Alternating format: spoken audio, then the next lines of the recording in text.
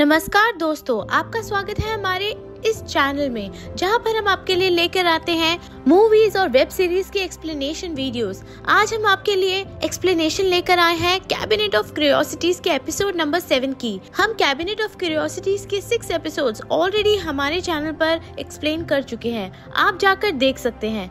अब बारी है एपिसोड नंबर 7 की, द व्यूइंग।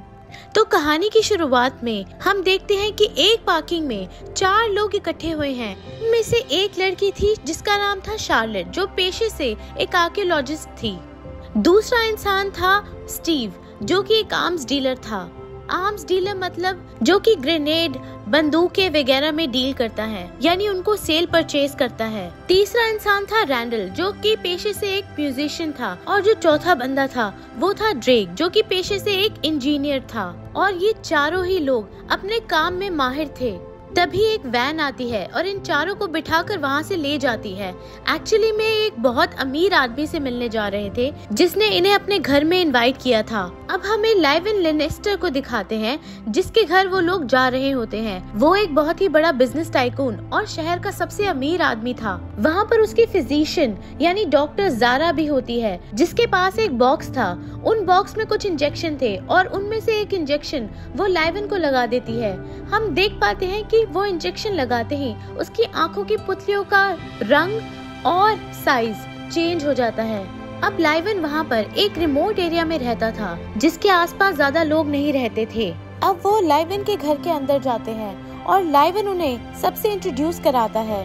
अब वो रैंडल को बताते हैं, जो कि पेशे से एक म्यूजिशियन है, कि जहाँ पर मैं पहले रहा करता था वहाँ पर मैंने एक म्यूजिशियन जिसका नाम था डिकैप्रियो, उसने उनसे एक स्पेशल म्यूजिक डिजाइन कराया था सिर्फ अपने घर के लिए, और वो म्यूजिक किसी और को न बेच दे, इसलिए उसने डिकैप्रियो को ही खरीद लिया।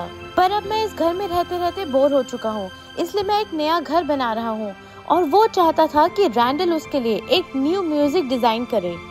अब लाइवन उन सबके लिए एक वेलकम ड्रिंक मंगाता है, पर हैरानी की बात ये थी कि उसने सबके लिए उनकी चॉइस के अकॉर्डिंग ही वेलकम ड्रिंक मंगाया था, जैसे कि उसको बहुत ज्यादा नॉलेज हो कि किसको क्या पसंद है। ये सोचकर सभी हैरान हो जाते हैं और लाइवन उन्हें बताता है कि उसकी नजर उन पर काफी दिनों से थी और वो उनके बारे में बहुत कुछ जानता है। और वो ये भी जानता है कि वो लोग अपने करियर में यानी अपने क्षेत्र में सबसे ज्यादा नंबर 1 पे हैं, और यही वजह है कि वो आज यहाँ पर उसके साथ बैठे हैं। अब वो शार्लेट को बोलता है, जो कि पेशे से एक आर्कियोलॉजिस्ट थी, कि उसने अपने पास बहुत ही बेशकीमती और एंटीक कलेक्शन रखी हुई है जिनकी कीमत करोड़ों में है। इसके बाद वो वर्ल्ड वॉर 2 की 50 साल पुरानी एक शराब लेकर आता है और उन्हें दिखाता है और उन्हें बोलता है कि उनको ये पीकर मजा आ जाएगा।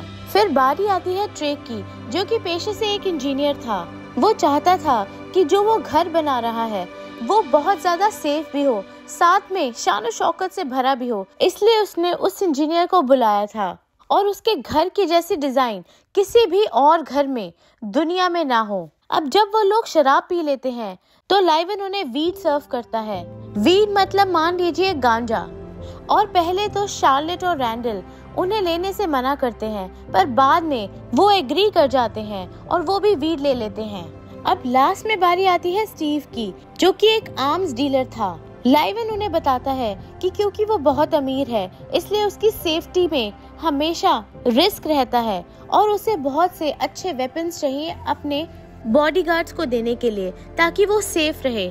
इसीलिए उसने स्टीव को यहाँ बुलाया है, क्योंकि वो नंबर 1 आर्म्स डीलर है। अब उनके पास आकर लाइवन की डॉक्टर भी बैठती है और वो उन्हें बताती है कि उसने एक खास तरह का कोकेन बनाया है, जिसे पीकर या जिसे लेकर सारी तरह की एंजाइटी, डिप्रेशन वगैरह सब कुछ खत्म हो जाता है। और उसे पीकर हम अच्छे से देख सुन सकते हैं और हमारा दिमाग भी खुल जाता है। ज़ारा उन सबको वो ट्राई करने को बोलती है और एक एक करके वो सब लोग वो कोकेन ट्राई करने लगते हैं। वो ड्रग लेकर 15 मिनट में सारे लोग नशे में हो जाते हैं। अब लाइवन उन्हें बताता है कि उसके पास एक बहुत ही अनोखी बहुत ही कीमती चीज है जिसने उसे सबसे ज्यादा पैसे देकर खरीदा है और उसकी कमाई का एक मोटा हिस्सा उसने उसे खरीदने में खर्च करा। अब लाइवन उन चारों को एक चैम्बर में लेके जाता है जहाँ पर एक बहुत ही बड़ा काला सा पत्थर लगा होता है और सारे अपने अपने अनुमान लगाने लग जाते हैं। कोई कहता है कि ये एक मीटियोर है जो स्पेस से आया है, कोई कहता है कि ये बहुत ही बड़ा पत्थर है जो किसी खदान से निकला है। अब जब यहाँ पर लोग अपने अपनी अलग अलग राय बता रहे थे तो रैंडल एक सिगरेट लाइट करता है और सिगरेट पीने लग जाता है, पर लाइवन उसे बोलता है कि यहाँ पर सिगरेट पीना नहीं अलाउड। जैसे ही वो सिगरेट का धुआं निकलता है तो वो काला पत्थर सारा धुआं अपने अंदर सोख लेता है। देखते ही देखते उसका शेप बदलने लगता है और एक बहुत ही बड़ा धमाका होता है। अब उस पत्थर से किसी और ही दुनिया का क्रिएचर बाहर आने लगता है। सब उसे देखकर हक्के बक्के रह जाते हैं। उस जीव की इतनी तेज आवाज थी कि ट्रेक और स्टीव तो वहीं पर पिघल जाते हैं और मर जाते हैं। अब रैंडल और शार्लेट अपनी जान बचाकर वहाँ से भाग जाते हैं, पर ज़ारा कुछ और महसूस कर रही थी और वो उस क्रिएचर के पास जाती है और उसे छूती है और बोलती है कि ऐसी चीज मैंने पहले कभी नहीं देखी, पर वो भी मेल्ट होकर मर जाती है। अब लाइवन अपने सिक्योरिटी गार्ड को बुलाता है जो उस क्रिएचर पर गोलियां फायर करता है, पर उस क्रिएचर पर गोलियों का भी कोई असर नहीं होता। अब शार्लेट और रैंडल तो वहाँ से भाग जाते हैं। अब वो क्रिएचर वहाँ की बिजली को यूज करके सिक्योरिटी गार्ड को मार देता है और वो अपने शरीर को पूरी तरह से मेल्ट करके अपना शिकार लाइवन को बना लेता है। अब वो अपना शिकार लाइवन को बनाने के बाद घर से निकल जाता है और पानी में अपनी शक्ल देखता है। एक तरफ से लाइवन अपनी शक्ल देख रहा था और सोच रहा था कि ये मेरे साथ हो क्या गया, जिस चीज को मैं खरीद के लाया था उसी ने मेरा शिकार कर लिया। अब सीन शिफ्ट होता है शार्लेट और रैंडल की तरफ, जो डर के मारे ये शहर ही छोड़कर भाग जाते हैं, और दूसरी तरफ वो क्रिएचर है जो उस सिटी में आ जाता है। उसके सिटी में आते ही वहाँ की लाइट्स डिप होने लग जाती हैं। और अब आगे क्या हुआ, इसी सस्पेंस के साथ ये स्टोरी यही खत्म हो जाती है।